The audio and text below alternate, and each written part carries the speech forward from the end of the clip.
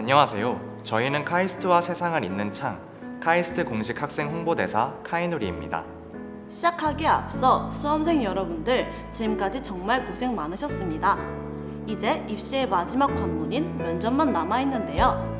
여러분들의 성공적인 면접을 돕기 위해 저희 카이누리가 학생들이 직접 경험한 면접 사례를 바탕으로 여러분들께 면접을 안내드리고 또 면접 꿀팁을 담은 영상을 준비했습니다. 이 영상이 여러분들께 많은 도움이 되었으면 좋겠습니다. 그렇다면 2020학년도 면접 꿀팁 영상을 즐겁게 관람해 보실까요? 2018년도 질문들과 사례들로 재구성하였습니다. 해당 영상의 답변과 학생들의 정보는 실제 학생들의 개인정보와는 무관합니다. 또한 이 영상은 입학처의 의견과는 무관함을 밝힙니다. 카이스트 면접은 학업 역량 준비 40분, 학업 역량 면접 20분, 학업 외 역량 준비 15분, 학업 외 역량 면접 15분으로 이루어져 있습니다. 학업 역량 준비실에서는 과학을 먼저 15분 동안 받게 되고 15분 뒤에는 수학, 그리고 일반 전형에 한해서는 영어를 동시에 받게 됩니다. 이때 과학은 회수하지 않기 때문에 나머지 25분 동안에는 자신이 원하는 과목에 시간을 분배해서 쓰면 됩니다. 다음 면접실에서는 20분 동안 학업 역량 평가가 진행됩니다. 그 이후에는 학업 외 역량 준비 시간 15분, 학업 외 역량 평가 면접은 15분 동안 진행됩니다.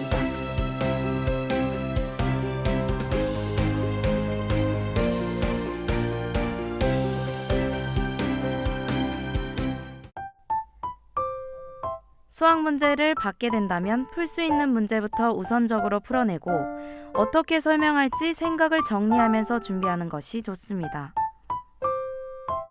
문제 2의 1번은 반지름이 n분의 1인 작은 원이 트랙을 돌았을 때 내부 면적을 어떻게 도출하는지 물어보는 문제입니다. 그래서 저는 우선 어떤 형태의 궤적이 형성되는지 생각해 보았고 트랙을 따라서 사이클로이드와 유사한 형태의 궤적이 생성될 거라고 생각했습니다.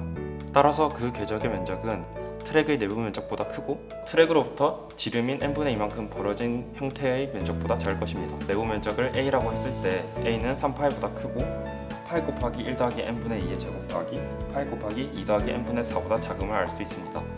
따라서 n이 무한대로 갔을 때 a는 3파이에 수렴합니다. 면접 시간이 생각보다 부족할 수 있으니 가장 중요한 답부터 먼저 얘기합니다. 그 이후 문제의 출제 의도를 설명하고 문제에 접근하는 방식과 사고 과정을 설명합니다. 문제를 풀기 위해 필요하거나 꼭 고려해야 하는 조건들이 있다면 반드시 언급하며 어떻게 이를 고려했는지 설명합니다. 마지막으로 그로 인해 세우게 된 수식들과 계산 과정을 이야기합니다. 면접의 문제들은 제대로 풀지 않으면 정답이 나오지 않는 경우가 대부분입니다. 따라서 정확한 답을 말하는 것만으로도 문제를 제대로 풀었음을 어느 정도 입증해 주기 때문에 정답을 우선 말하는 것이 중요합니다. 문제 2번의 1의 답은 36분의 19이고 2의 답은 마이너스 7분의 4, 3번의 답은 19분의 12입니다. 따라서 여기에 대해서 추가적인 설명을 하자면 시사적인 주제에 관한 일반적인 독해 능력 및 말하기 능력을 측정하기 위한 문항이 제시된 후 두 개의 지문에 답하는 형식으로 출제가 됩니다. 사용하면서도 일반적인 어휘와 수험생을 배려한 단어 각주 등을 이용해 학습자의 전반적인 읽기 능력과 말하기 기본 능력을 측정하는 문항으로 이루어져 있습니다.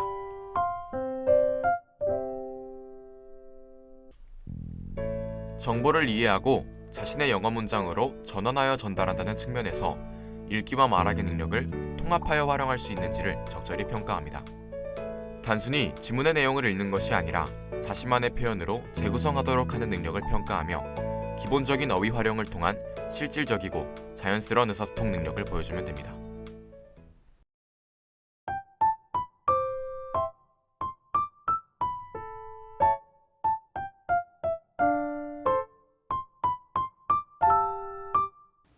네, 먼저 산소 분압이 높은 환경에서는 미오글로빈은 산소 포화도가 높기 때문에 산소와 결합을 잘합니다. 그런데 그 산소 분압이 높은 환경에서 헤모글로빈도 산소와 결합을 잘합니다. 그런데 산소 분압이 낮은 환경에서 헤모글로빈이 더 산소와 결합하는 그 산소 포화도가 낮기 때문에 결과적으로 헤모글로빈이 더 산소를 효과적으로 운반할 수 있을 것 같습니다. 그리고 그래프가 S자형으로 나오게 되는 이유는 그 헤모글로빈이 총 4개의 단백질로 이루어져 있기 때문에 하나가 결합하면 다른 것도 결합을 더 잘해서 그래서 S자형으로 나오게 되는 것 같습니다. 이 경우 두 갈씩은 맞으나 본인의 의견을 명확히 하지 않았기에 망설이는 느낌을 줍니다. 또한 정확한 용어를 사용하지 않고 헤모글로빈을 구성하는 게와 같은 대명사를 사용하거나 산소를 더 잘 전달한다 와 같은 정확하지 않은 내용은 답에 대한 신뢰도를 떨어뜨립니다. 마지막으로 복잡한 문제를 풀 때는 그림, 몸짓 등의 도구를 사용해서 설명하는 것이 면접관에게 인상을 남길 수 있는 좋은 방법입니다. 먼저 산소 분압이 낮은 환경, 그러니까 인체 내부에서 조직의 환경에서는 헤모글로빈의 산소 포화도가 미오글로빈보다 낮기 때문에 산소가 필요한 조직에 헤모글로빈이 더 효과적으로 산소를 공급할 수 있습니다. 그러나 산소 분압이 높은 환경에서는 미오글로빈과 마찬가지로 헤모글로빈의 산소 포화도도 높기 때문에 산소가 많은 폐포의 환경에서 효과적으로 산소와 결합할 수 있습니다. 그래서 결과적으로 헤모글로빈이 미오글로빈보다 더 효과적으로 산소를 공급할 수 있을 것 같습니다. 그리고 그래프가 S자형으로 나타나는 이유는 헤모글로빈은 미오글로빈과 다르게 총 4개의 글로빈 단백질로 이루어져 있는데 각각의 글로빈 단백질이 서로 상호작용을 주고받기 때문에 하나의 글로빈 단백질이 결합하면 그 이후에 두 번째, 세 번째, 네 번째 글로빈 단백질의 산소 결합력이 높아져서 결과적으로 그래프가 S자형으로 나타나게 됩니다.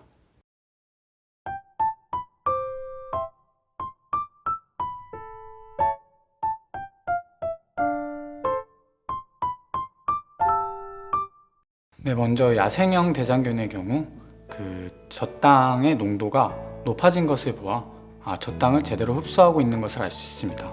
또한 젖당의 농도가 낮아지고 포도당의 농도가 높아지고 있기 때문에 젖당을 정상적으로 포도당으로 분해하는 것을 알 수 있습니다.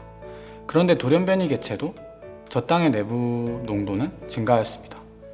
그런데 젖당의 농도가 낮아지지는 않았습니다.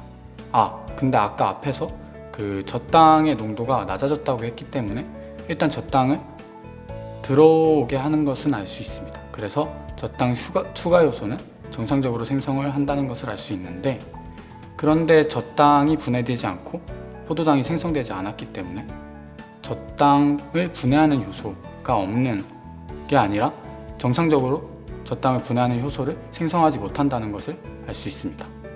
설명은 맞지만 정답이 나오기 전에 설명이 길고 정리가 안 되어 있습니다.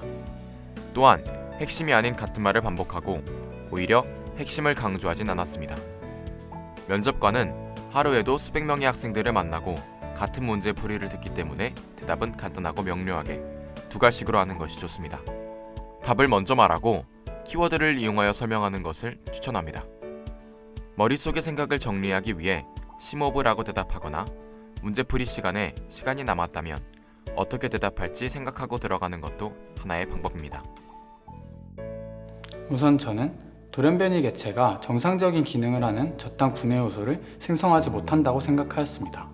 그 이유는 먼저 첫 번째로 배양 초기 상태에서는 야생형 개체와 돌연변이 개체 모두 정상적으로 젖당의 농도가 높아지고 있기 때문에 젖당을 대장균 내부로 들어오게 하는 젖당 투과 요소는 정상적으로 기능을 하고 있다는 것을 알 수 있습니다. 그러나 야생형 개체의 경우 젖당의 농도가 감소하고 포도당의 농도가 증가하고 있기 때문에 젖당을 정상적으로 분해한다는 것을 알 수 있지만, 돌연변이 개체의 경우에는 젖당의 농도가 낮아지지 않고 포도당이 생성되지 않았기 때문에 젖당을 분해하는 데 문제가 있다고 생각을 하였습니다. 그래서 저는 돌연변이 개체가 정상적인 기능을 하는 젖당 분해 요소를 생성하지 못한다고 생각하였습니다. 학업의 영양평가란 학생의 고등학교 시절 했던 활동, 자기소개서 등에 관련된 학업 외적의 전반적인 부분을 평가합니다. 저는 자기소개서에 기술되어 있는 첫 번째 대회의 화학 분과에서 금상을 수상하였습니다. 이 대회는 고등학생 참여 연구 대회 중에서도 가장 권위 있는 행사로 인정받는 대회이기 때문에 이 대회의 수상 실적을 의미 있게 생각하였습니다. 저는 이 대회의 제1저자로서 3차 발표를 혼자 준비해야 했기 때문에 많은 노력을 해야 했지만 팀원들을 위한 희생이라고 생각하고 기쁜 마음으로 진행하였습니다. 또한 다른 대회에서는 동상을 수상하였는데 심사위원께 질문에 대한 답변이 매우 훌륭하다는 칭찬을 받았습니다. 이 또한 제가 주도적으로 대회를 진행하여 좋은 결과를 얻을 수 있었던 것입니다. 실험을 하던 중에 생겼던 문제들도 제가 가진 능력으로 충분히 극복할 수 있었기 때문에 큰 문제는 없었습니다. 자신의 한 활동을 소개할 때 수상 실적을 나열하고 자신이 잘한 일만 소개하는 것보다는 그 활동을 하면서 느낀 점과 활동 중에 역경을 어떻게 헤쳐나갔고 그 과정에서 본인이 무엇을 얻었고 어떤 부분을 기여하였으며 앞으로 이 경험을 바탕으로 어떻게 성장해 나갈 것인지를 보여주는 것이 중요합니다. 이 과정에서 구체적인 예시를 들어 설명해 주는 것 또한 면접자의 답변이 더 좋은 설명이 되도록 도와줄 것입니다.